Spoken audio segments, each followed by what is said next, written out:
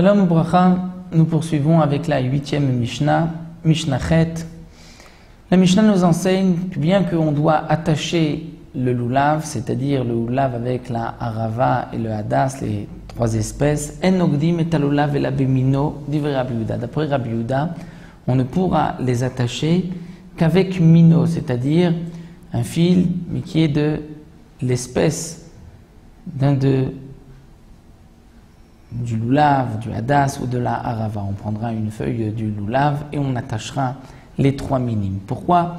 Puisque d'après Rabbi Yehuda, le lulav tzarich haged, il faut l'attacher. Et si on l'attache avec une autre espèce, à ce moment-là, nous avons non plus 4 espèces, mais 5 espèces. Donc c'est pour cela qu'il faut prendre la même espèce pour attacher le lulav d'après Rabbi Yehuda. Rabbi Meir n'est pas d'accord et pense que afilu bimshicha, que même c'est avec de la ficelle, puisque en vérité, nous ne sommes pas obligés d'attacher le lulav, on l'attache simplement mishum midur mitzvah et elivan pour embellir la mitzvah, mais si on ne l'a pas attaché, c'est kasher.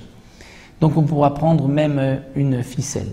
Amar Rabbi Meir vient apporter une preuve, il dit que Maaseh B'Anshe Yerushalayim. C'était le cas à l'époque des hommes à Yerushalayim, donc des Chachamim de Yerushalayim, Shayu Ogdim etlu lavehem. Ils attachaient leur lulav begimoniot shel za'av avec des fils en or.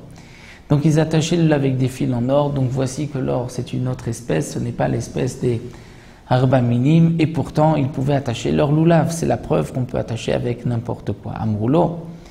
Mais on lui a dit à Rabbi Meir, pas du tout. Bemino ayogdim otom milemata. Malgré tout, en bas, c'est-à-dire à l'endroit où on attachait le hadas et la harava, il l'attachait bemino, c'est-à-dire avec quelque chose de l'espèce du lulav. Ce n'était que plus haut, en haut, les noeuds pour embellir le lulav, qu'on mettait un fil d'or. Mais en bas, on maintenait, on gardait cette partie, donc sans fil d'or, la partie du lulav, et on l'attachait avec bemino, avec son espèce. Donc c'est ce que la Gemara, la Mishnah, refute à Rabbi Meir. Donc Rabbi Meir a voulu apporter une preuve des Anshe Yerushalayim, et on lui dit non, ce n'est pas une preuve, puisqu'il l'attachait en bas sur les noeuds pour embellir le lulav. Il attachait, il mettait des fils, un fil d'or en haut, mais en bas, il faisait attention que ce soit bémino de l'espèce du lulav. Il prenait une branche de lulav ou une branche de hadas ou de harava pour que ce ne soit pas une espèce en plus, puisque nous avons uniquement 3 espèces dans le bouquet, plus le hétrog, les 4 espèces, et nous avons l'interdiction de rajouter. Sinon, c'est baltosif, l'interdiction de rajouter sur les mitzvot de la Torah.